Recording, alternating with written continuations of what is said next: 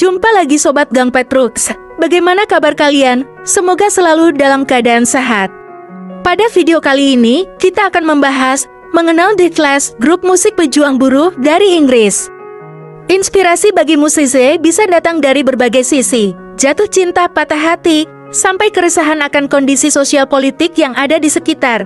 Inspirasi itu kemudian mereka suarakan melalui lagu yang di satu titik bisa jadi sumber penghasilan. Musik menjadi salah satu jalan mudah berbicara kepada penguasa, tak perlu pakai megafon atau berteriak-teriak di depan gedung negara. Tak heran bermunculan musisi-musisi yang menjadikan musik sebagai jalan bersuara atau sekadar mengomentari isu sosial politik. Musisi bernapaskan sosial politik juga pernah muncul di negara Eropa, grup musik rock The Clash.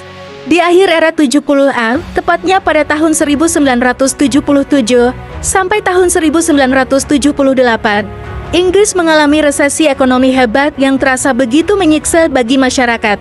Hukum yang tidak berpihak rakyat membuat banyak orang tak mau lagi bekerja. Pengangguran pun meningkat hingga lebih dari 1 juta orang. Dalam kacaunya kondisi ekonomi Inggris saat itu, muncul grup musik The Clash yang dimotori oleh Joe Strummer gitar, vokal, Mick Jones gitar, Paul Simonon bass gitar, dan Nicky Topperhead drum. Melalui karya-karyanya, The Clash membawa perubahan pada kondisi ekonomi serta cara pandang masyarakat Inggris pada masa pemerintahan itu.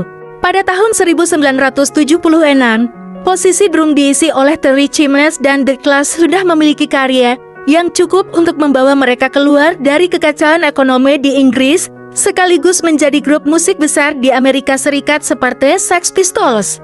Namun, Chimes justru bertengkar dengan Strummer yang menolak keinginannya dan bersikukuh masih ingin berkarir di Inggris demi melawan pemerintahan serta membantu kaum buruh kala itu. Kita tidak boleh pergi, radio hanya untuk ibu rumah tangga. Tidak ada yang melayani kami kaum buruh. Hukum selalu menentangmu. Siapa punya uang, pasti berkuasa, yang itu konyol, ungkap Strummer yang saat itu masih berusia 22 tahun. Dalam wawancara tersebut, gitaris Mick Jones mengatakan bahwa industri saat itu mengalinasi orang-orang. Semua perusahaan tidak peduli terhadap kesejahteraan dan hanya memberi upah kecil kepada buruh yang sudah rela bekerja keras. Hal tersebut disetujui oleh Strummer. Ia mengatakan bahwa The Clash beruntung bisa mendapat jaminan sosial. Jika tidak, artinya mereka akan menjadi sama seperti orang lain yang harus bersusah payah bekerja di pabrik-pabrik. Berangkat dari kepeduliannya terhadap nasib buruk masyarakat, The Clash menelurkan sebuah album self-titled pada tahun 1977. Melalui single Career Opportunities di album tersebut, The Clash berusaha memberitahu masyarakat bagaimana kondisi pekerjaan mereka saat itu. Lirik lagu tersebut menggambarkan bagaimana buruh pabrik harus rela mendapat upah kecil dan pekerjaan hanya merupakan rutinitas yang membosankan. Selain itu, The Clash juga merasa pemerintah tak memberi edukasi lain agar masyarakat bisa menyejahterakan diri sendiri melalui bisnis atau pekerjaan yang lebih layak. Jones pun menjelaskan bahwa sebenarnya masyarakat tidak perlu bekerja sebagai buruh pabrik lantaran di era itu teknologi sudah berkembang pesat. Menurutnya, anak-anak muda hanya harus bekerja karena nilai-nilai yang ditanamkan oleh orang tua mereka. Tidakkah kau pikir teknologi sudah cukup mutakhir untuk menjalankan pabrik? Menurutku, ada stigma sosial saat seseorang menganggur. Anak muda malu jika tidak bisa bekerja, ujar Jones. Kehadiran The Clash di era 70-an akhir memang bukan bertujuan menuntut pemerintah agar memberi upah yang layak pada buruh, melainkan agar masyarakat sadar bahwa mereka punya potensi untuk menjadi lebih dari sekadar buruh pabrik. Sebagai pelaku dunia musik, The Clash memberi contoh dengan cara tidak mengikuti acara-acara mainstream di televisi atau radio BBC yang bergengsi bagi band di eranya. Selain itu, saat label rekaman mereka, CBS, memberikan mobil limousine, para personel The Clash justru mendonasikannya pada komet penambang di Wales. Strummer menegaskan, peduli pada keadaan sosial merupakan akidah dari sebuah grup musik rock and roll. Membawa perubahan serta memberi edukasi adalah senjata dalam melawan kemiskinan dan menyejahterakan kaum buruh. Belajarlah dari kesalahan. The Rolling Stone membuat kesalahan, tapi aku mau melakukan hal yang berguna. Aku takkan habiskan uang untuk membeli narkoba, ucap Joe. Aku akan buat radio dengan uangku sendiri. Aku ingin aktif bersosial. Aku tak mau tinggal di villa mewah di Prancis sambil menonton televisi berwarna, tambahnya. Disebut sebagai The Only Band That Matter, mereka juga berkontribusi pada gerakan post-punk dan gelombang baru yang muncul setelah punk dan menggunakan elemen dari berbagai genre termasuk reggae, dub, funk, ska, dan rockabilly.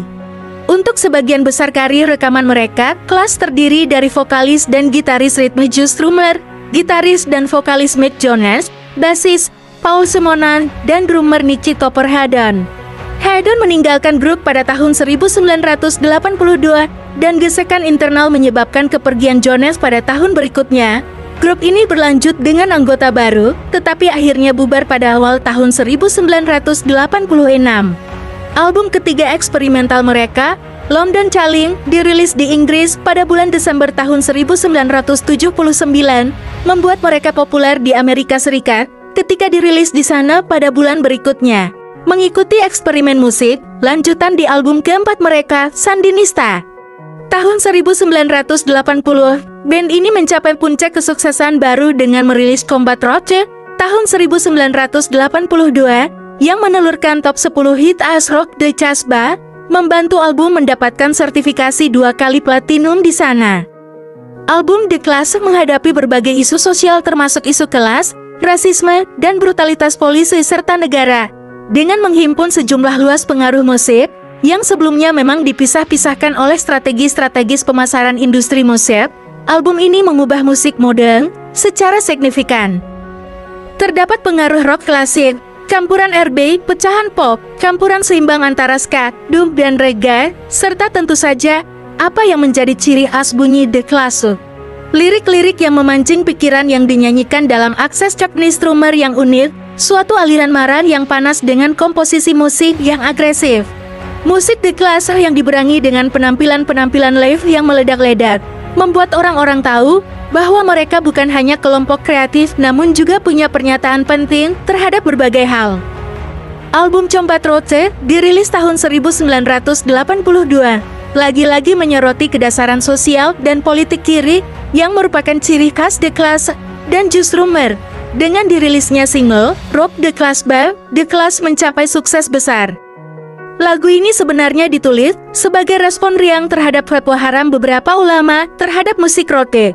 Namun ironisnya para imperialis membajaknya dan menyalahgunakannya demi kepentingan mereka sendiri.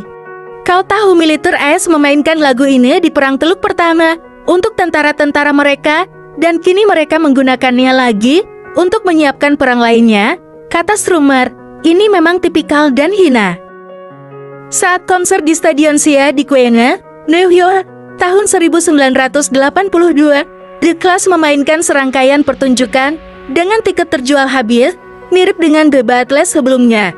Ini adalah konser-konser terakhir dengan Mick Jones yang dipaksa keluar oleh Strummer dan manajer band The Clash.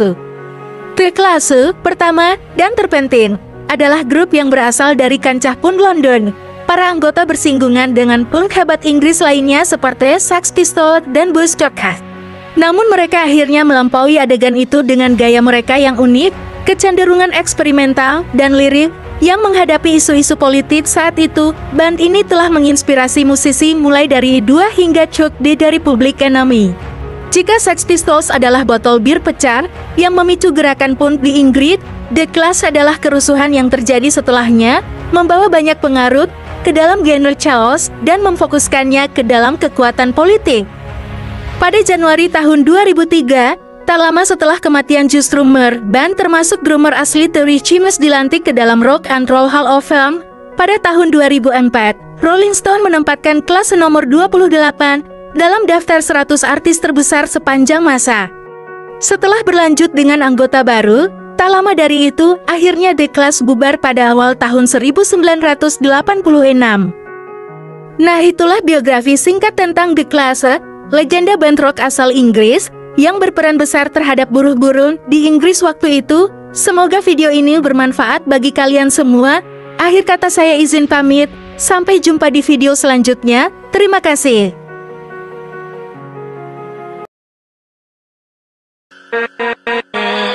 With